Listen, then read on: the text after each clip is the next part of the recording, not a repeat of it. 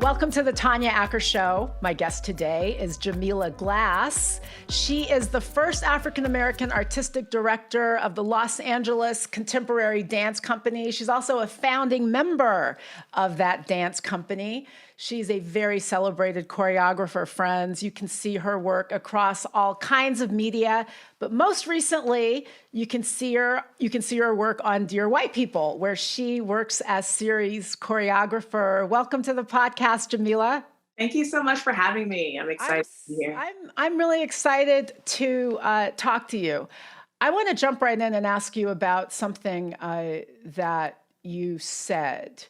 You pointed out that the music and the movement elements in Dear White People are intended to serve as a metaphor for larger issues in society, race, racism, and the like. How do you tell those stories or have that conversation through dance? Well, first, there's so many layers to this question. First of all, us existing in the medium of television as dancers is already political because that is a space that we don't exist. If you look into the history of television and also into the history of musical episodes on television, musicals in general, if you want to go outside of television, there's not that many instances of Black dancers or non-white dancers being at the center of those stories. And, if you want to go even further, being at the center of stories that have a healthy budget. And budget, has a nice range to it. But one of the things that I was really looking forward to with Dear White People was I was already a fan of the series, and the cinematography on both the movie and the series is so beautifully done on melanated people. And we've seen that not done so well. And so not only that, but just the music, just the way all of the departments support the series. I knew that we would be, as dancers, we would be in great hands stepping into that world. And I was really excited to see how that would look in this, fictional Ivy League setting. So that's one instance. And then when you go even further into the types of issues and topics that Dear White People addresses, I think the arts always can add just a different perspective on issues and maybe a different entry point. So for some people that might not really resonate with your standard news special or your news report, they might be able to have a different entry point into music and dance because that's something that maybe more people would be open to. And so in the series, there were several scenes that one might not necessarily associate with dance, like talking about sex workers or talking about protesting a slave holder's name on a building, a school building. Dance can provide like a different entry point and physicalize the things that we might not be able to say. And I think that's what's interesting and what I love about musicals. I grew up on musicals. That when you get to that point where you don't really know what to do, you just have to dance it out or sing it out. You have to dance it out. Oh my, I've been there. I want to go back to something that you said about the way that melanated people are presented. I mean, dance, it's so physical. It's such a physical art form. It's so visual. And there is really something important about how the dancer and their body is celebrated. And so it's funny, because Dear White People, the movie and the TV series, they are particularly beautiful. Like they are beautiful. They give you beautiful images to look at. And it does have to do with whether or not you celebrate dark skin or don't celebrate dark skin, don't you think? Yeah, I think, well, even more than that, I think it's about how vast we are in the spectrum of skin color, that we can have the deeply chocolate folks, and then we can have the much lighter skinned folks.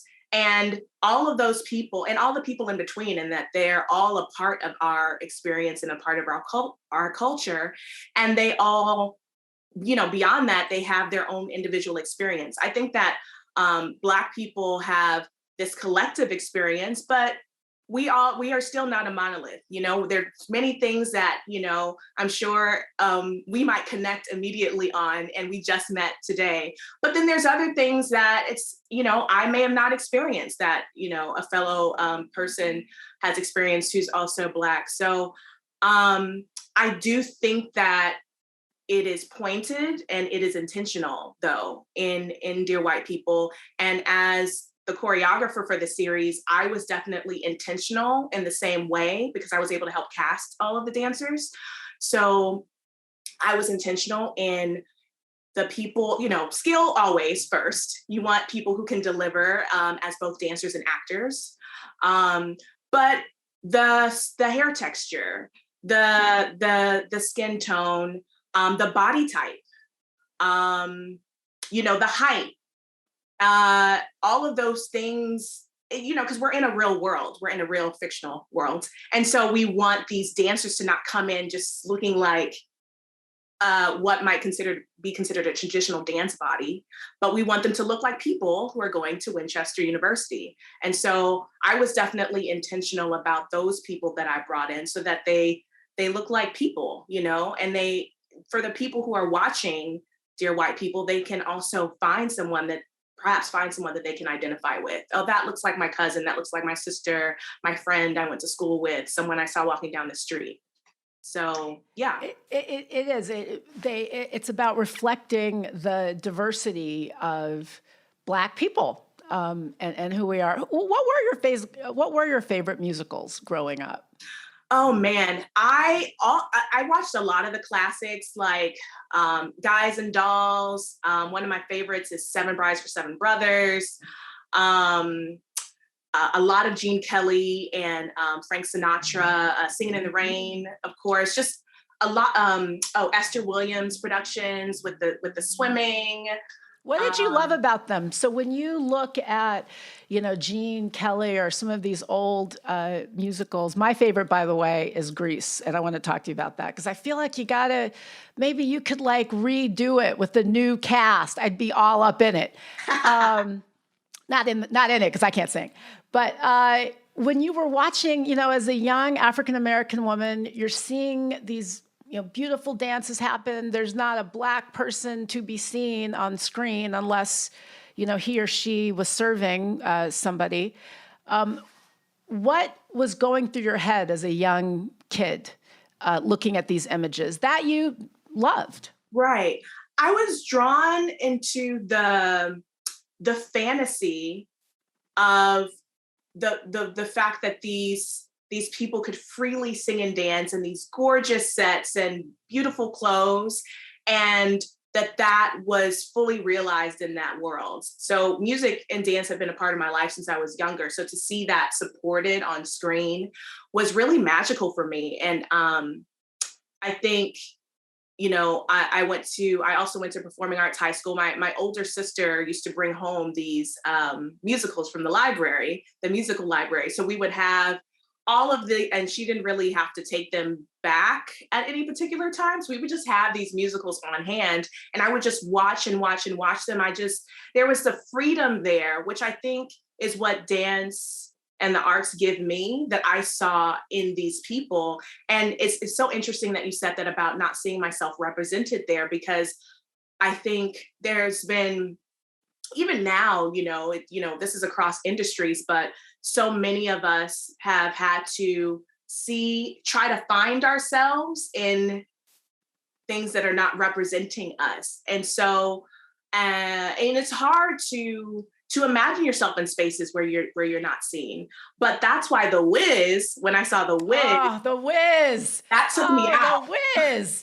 And I just, it was almost too much in the best way, because it was so much melanin everywhere, beautiful, like the what is it called, the big scene when they come to Oz. I always forget the name of that scene, but when they change outfits like 7 times. It's the green. They're wearing all green, all red, all gold. I couldn't believe how long that number was, how extravagant it was, and they were so confident and bold in who they were. And so that, and then the last scene, what can you feel a brand new day? I mean, I had never seen us on display in that way. And so that took it to another level. Those other musicals that I had seen before, I was like, oh, okay, this is where it's at. Don't nobody bring me no bad news. I remember being a little kid and with my mom, we were at the it's now, I mean, back then I think they called it something else, but it was at the Cinerama Dome. We were at the Cinerama Dome waiting to go see The Wiz.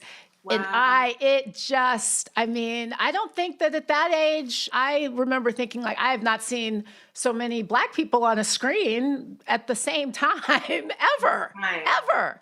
That was a beautiful production. But, you know, you talk about representation and you talked about being able to get something from these musicals and these stories.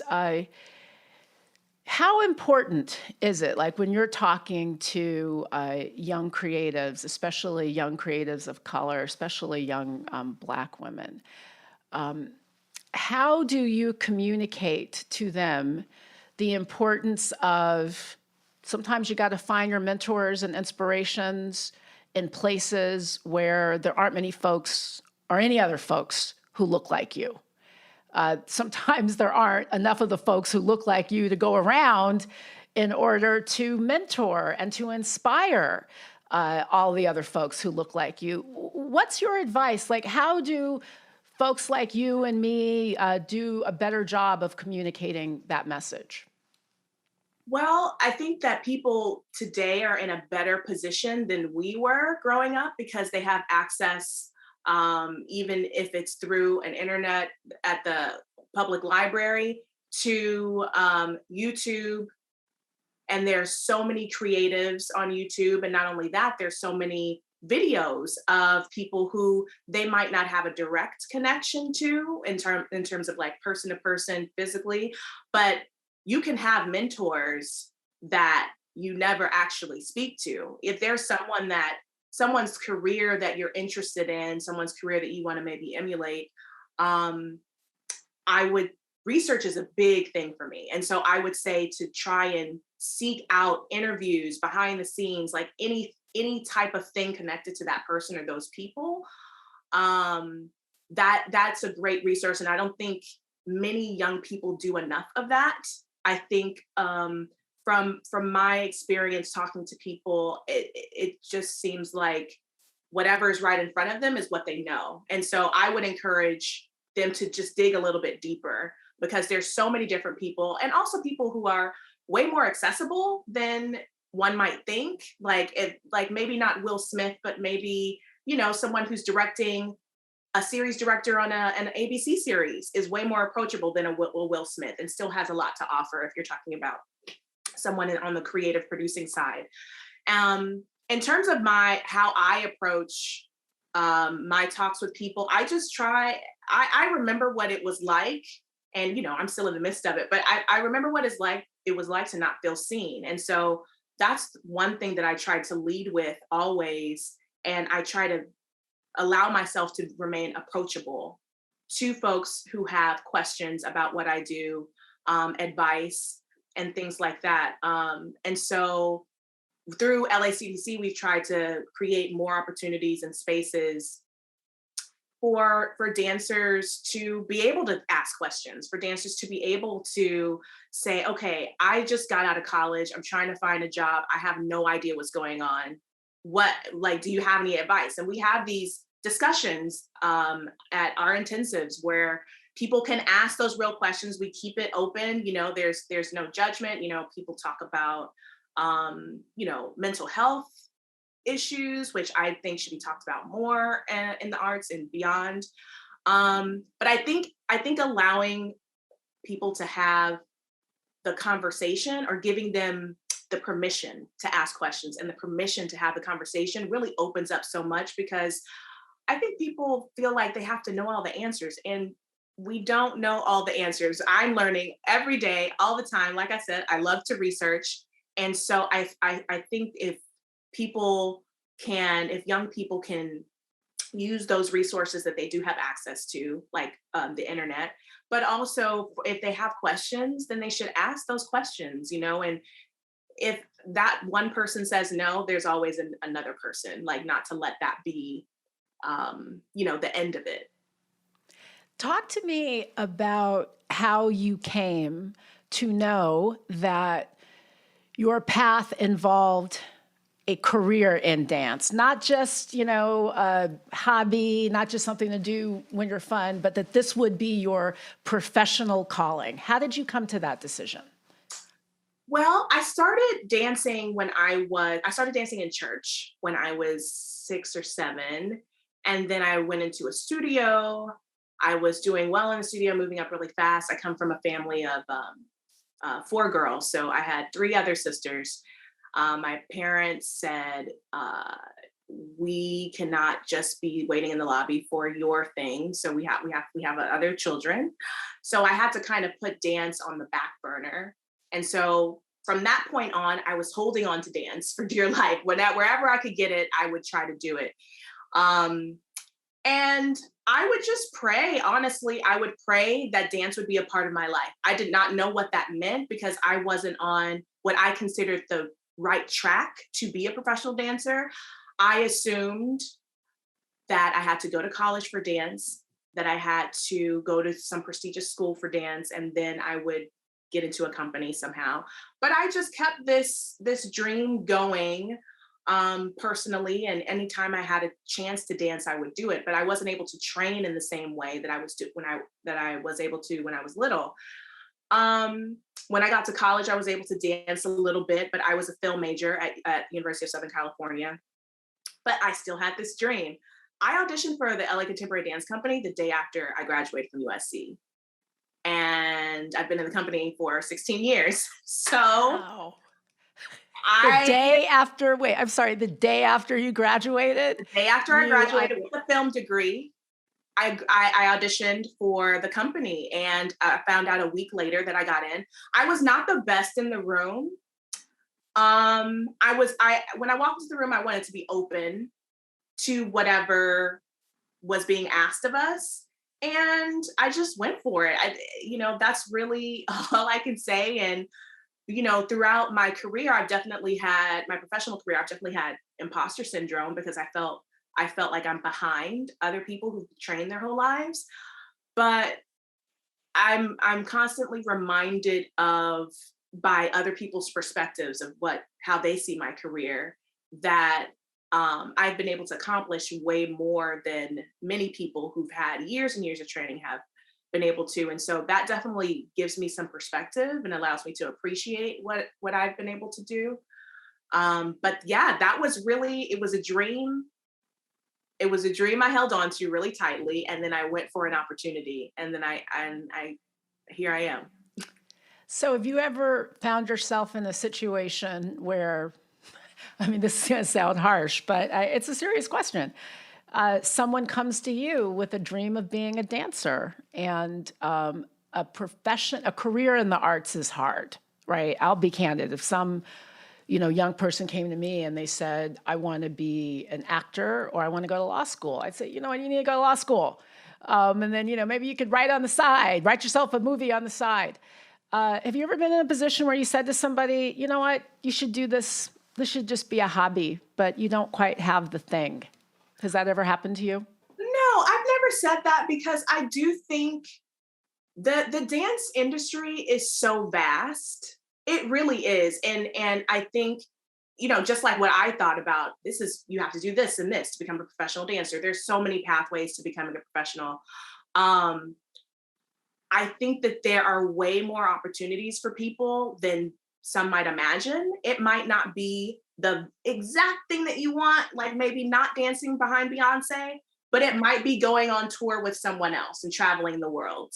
So I've never told anyone that, but I think the main thing is, do you love it? Because if you're in it for that one thing, that, big accomplishment, or if you're in it for money or fame, because it's hard, like you said, that might not be enough to sustain you.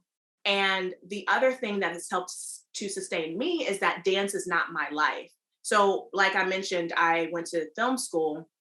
I've been doing independent filmmaking for years, and I've also had a freelance editing company. So I've had other things to that fill up my cup creatively that also pay the bills. So when dance isn't really popping like I want it to, I still have something else to fill me up. And so I would definitely encourage anyone who comes to me about a career in the arts to definitely have things that fill you up, whatever that might be. It could be knitting, but you could have a whole amazing business knitting things for people. So that's the main thing that I would say is, do you love it? And if you love it, then pursue it. But it also, your career has to shape shift sometimes, and it's not always going to look the way you want it to look. So in other words, you're not a dream killer. You're not going to kill somebody's dreams, but you do. And I think it's great advice, regardless of your discipline, frankly, to have other eggs in other baskets. So, in case something cracks, you've got to fall back. What's been hard for you as a professional dancer? What's the most challenging piece of your work? The most challenging thing is feeling like I'm not enough. So, and that can take many different forms. It could mean because I'm not tall enough. Oh, they like the tall girls. So they got that job, or they got that featured piece. Or I'm not flexible enough. Or I don't have the special skill. I don't know how to do silks, so I didn't book the job on the tour or I don't know how to tumble. They wanted to have dancers who also tumble. Or I'm not the right color for the job. In the commercial world, that covers music videos, films, television, tours, commercials. A lot of casting comes down to the look, and that's it. It really has not much to do with your skill set. The skill set comes second, and you can't really compete with that. And so that can play a lot of mental games with you.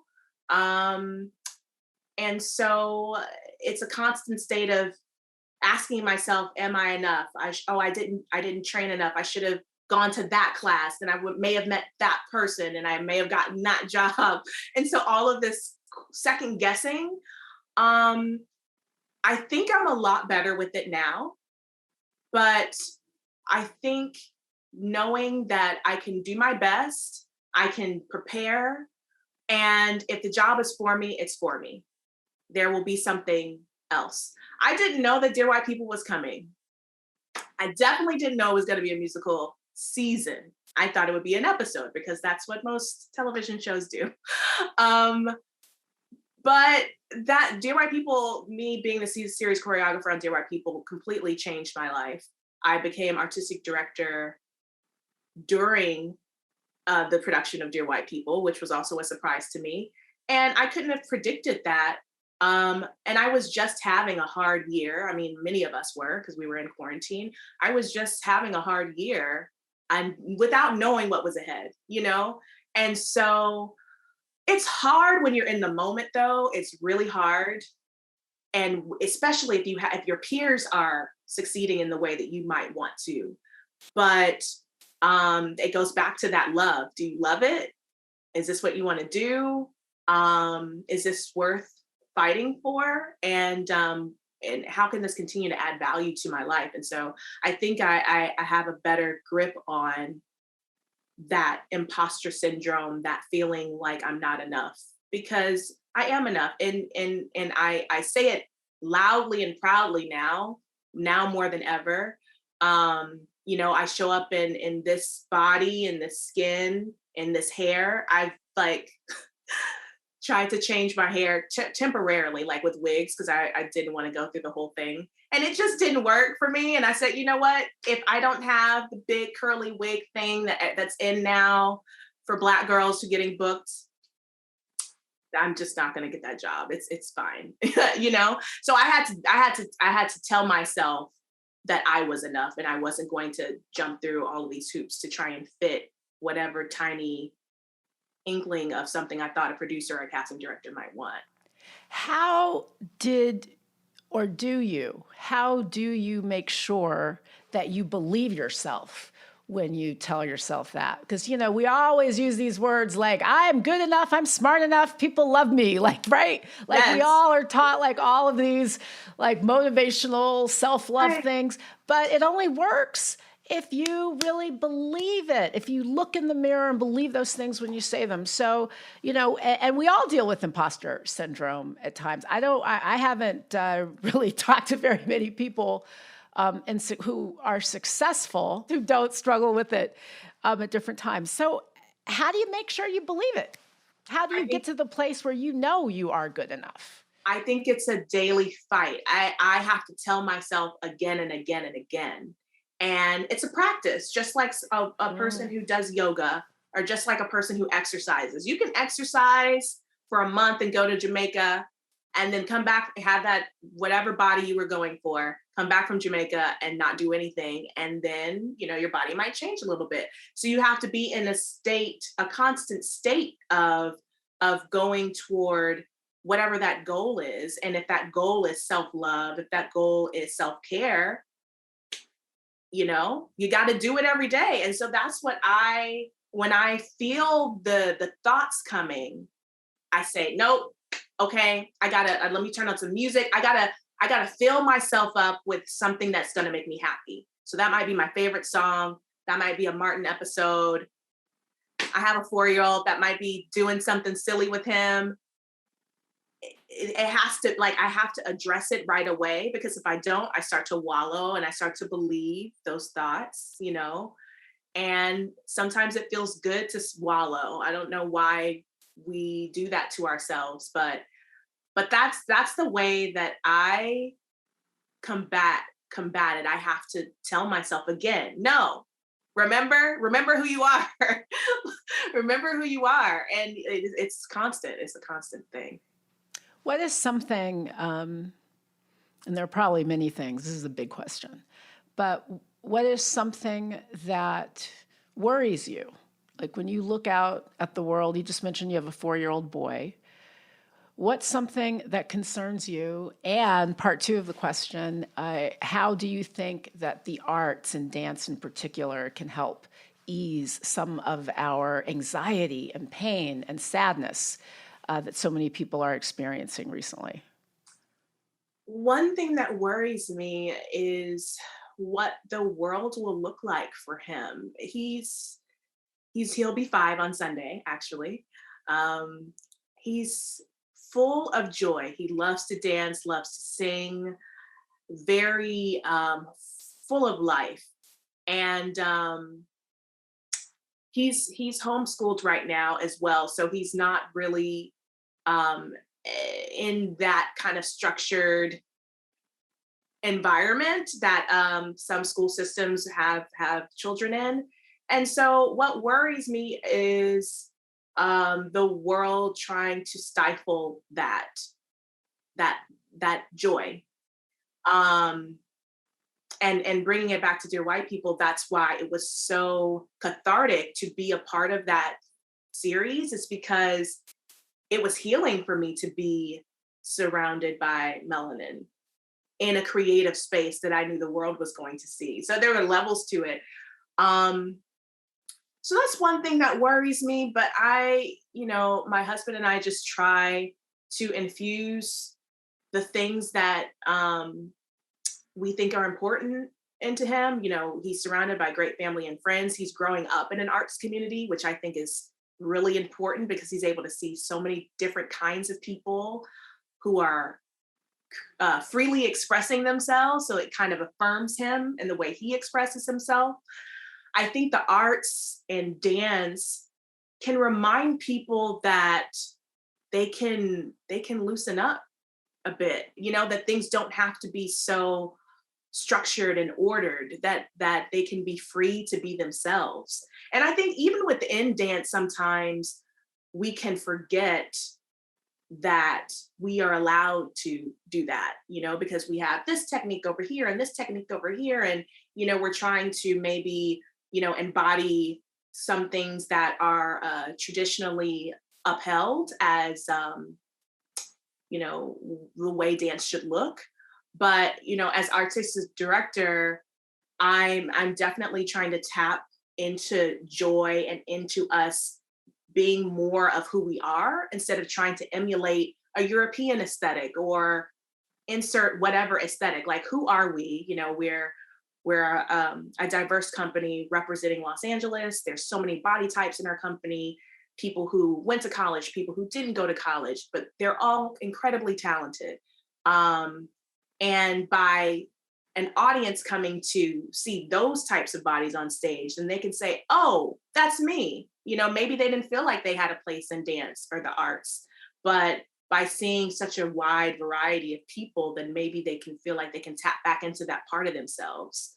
So I think that dance and music and the arts can allow people to maybe get some release again. I mean, the world is so heavy right now. And I think that's what the arts does for me. I had a number of one-person dance parties in my house during the lockdown. Yes. So I'm just saying. Right. Before we go, and I want you to tell us a little bit more about the company, but tell me something that makes you hopeful. What are you excited about? We spend so much time talking about what's bad, what's negative, what's going wrong. What's something that you think is going right in the world? One thing I'm excited about is that there are way more conversations about and people being open to change than when I was coming up. And so that makes me hopeful because it means that people are interested, that people are engaged, and that people care, you know? And that's where it all starts. That's where change all starts. With people willing to have conversations with folks that they might not agree with initially. And that definitely makes me hopeful for the future, because it means that there's there's a light at the end of the tunnel. Tell us just a little bit before you go about the Los Angeles Contemporary Dance Company, where we can see them and what we will see. So the Los Angeles Contemporary Dance Company has been around since 2005. So we are about to go into our 17th year in 2022. I became artistic director on January 1st, 2021. We are a contemporary company that delves in contemporary jazz, contemporary modern, contemporary ballet, more theatrical work. Sometimes you might hear us speaking on stage, singing on stage. We love to collaborate with architects and incredible costume designers, just really being a voice of the artists in LA. We really love to elevate Los Angeles artists. Then we just shot a film that I directed, collaborating with the costume designer and sculpture designer, Mimi Haddon. She creates these larger than life, very whimsical pieces. And so in this film, you can't see our faces. Our faces are covered. We're creatures. And this film also stars my 4-year-old, Jelani.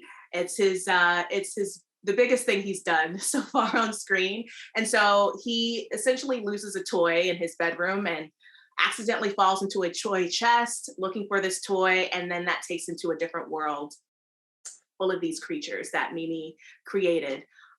So that film is actually going to premiere on November 18th in Culver City. And we'll be doing an in-person screening for that. So we're really looking forward to that. We'll have 2 show times for that. The first one is a family screening, which will include a dance along. for kids. And then the second screening will include a talk back with myself and some of the other creatives, maybe Jelani too. And so you can get further information on our website, www.lacontemporarydance.org. And the next thing we're doing before the end of the year is we're collaborating with a Spanish choreographer named Che Gerardo. And he will be choreographing on the company and in a residency where we will be working with him for 7 days. And at the end of that week, we will be doing a film that I will be directing. And so this is in partnership with the Spanish consulate.